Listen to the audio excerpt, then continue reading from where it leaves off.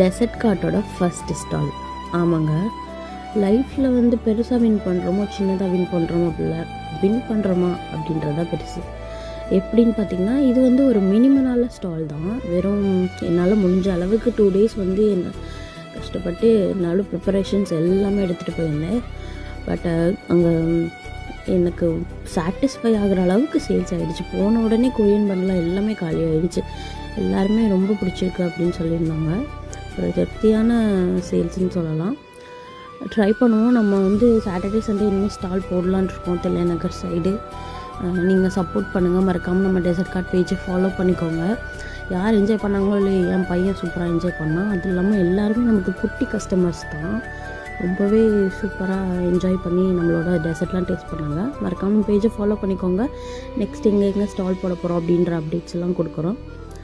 Thank you so much for Trichy girl.